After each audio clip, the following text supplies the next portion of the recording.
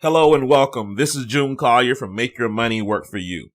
Congratulations on making it to week number 6, Exchange Traded Funds. In this lesson, you're going to discover how to diversify your portfolio with ETFs. The goal of this course is to teach you how to minimize investment risk through the diversification on exchange traded funds. So, what is an ETF? An ETF is called an exchange-traded fund since it's traded on an exchange just like stocks.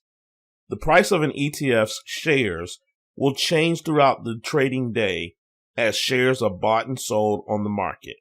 It is a type of security that tracks an index, a sector, commodity, or other asset. Now let's talk about the differences between an ETF and a mutual fund. The biggest similarity between ETFs and mutual funds is that they both represent a managed collection or basket of individual stocks or bonds. Both come with built-in diversification, which could include tens, hundreds, or even thousands of individual stocks or bonds in a single fund. This could help reduce your risk and your overall losses. Both give access to a wide variety of U.S. and international stocks and bonds.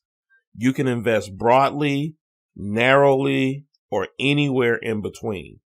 And both are managed by experts.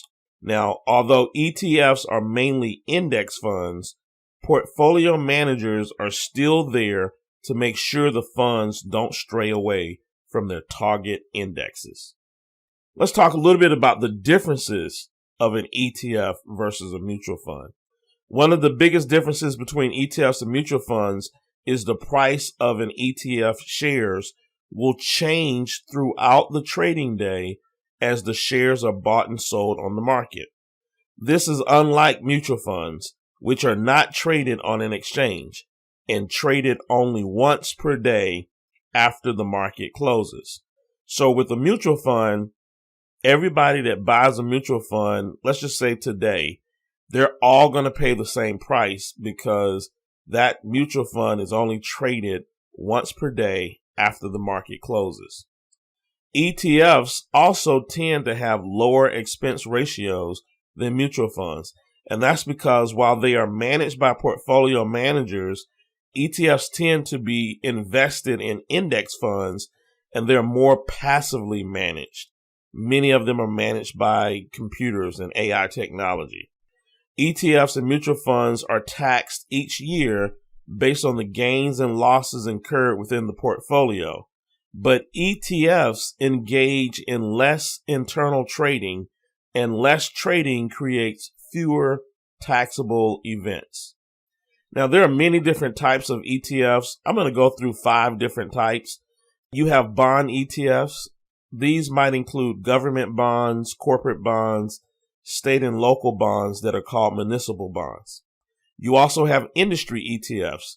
These track a particular industry, such as technology, banking, or the oil and gas industry.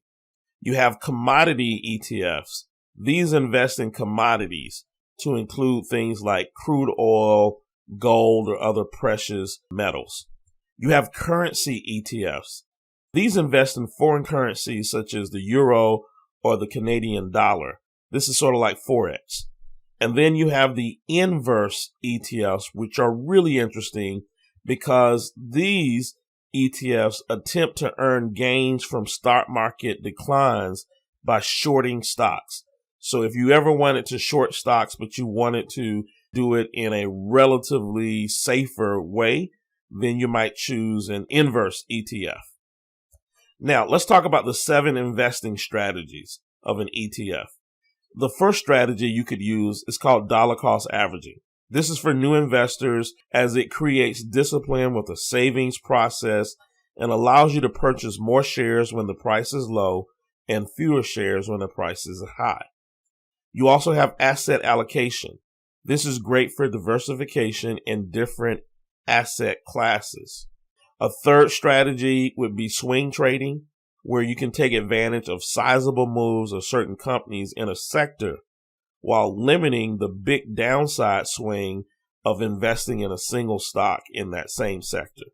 You also have another strategy which is called sector rotation, and this is based on the economic cycle.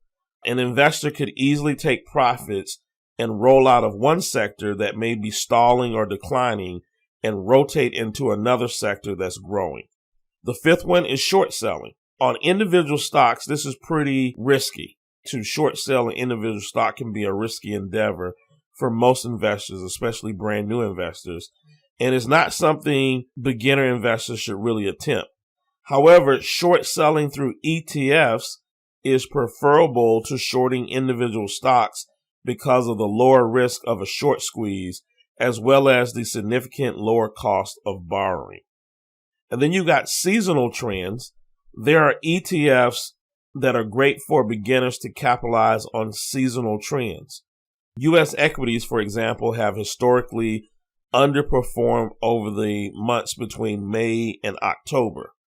Gold usually does well with the months of September and October, thanks to a strong demand from India ahead of the wedding season and the Diwali Festival of Lights, whatever that is. And then the final strategy is hedging.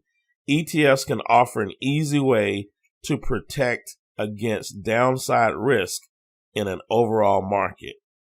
Now let's talk about how do you pick an ETF.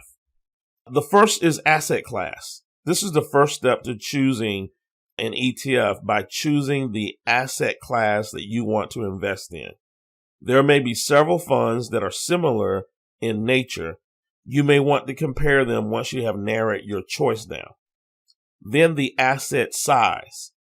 Check the size of the ETF. It should be more than $10 million. Then there's the ETF index. You want to look at the index that the ETF is tracing. And so if you're tracing a broad market like the S&P 500, they are better for diversification. While sector indexes like technology might be a little bit riskier. Tracking error. You want to compare the index return with the ETF's return. You're looking for a low tracking error. Daily trade volume. You're looking for an ETF that has a strong trading volume which points to liquidity. You don't want to get stuck with an ETF that does not have a lot of daily trading volume. ETF age. How long has the ETF been around? Look for the inception date. You need at least 1 year of performance data, but the older, the better. Remember, I use a 5-year trend rule. Weighted holdings. Check the top 10 holdings of the ETF and how they're weighted. And finally, performance. An ETF doesn't have the same type of fundamentals like a stock, but you can look at things such as trend, price to earnings ratio. You can look at returns and other items that will determine your performance. All right, here's some resources, a couple of ETF resources that you may want to check out. My favorite is the first, which is www.etf.com. Congratulations, you have successfully completed Week 6 Exchange Traded Funds.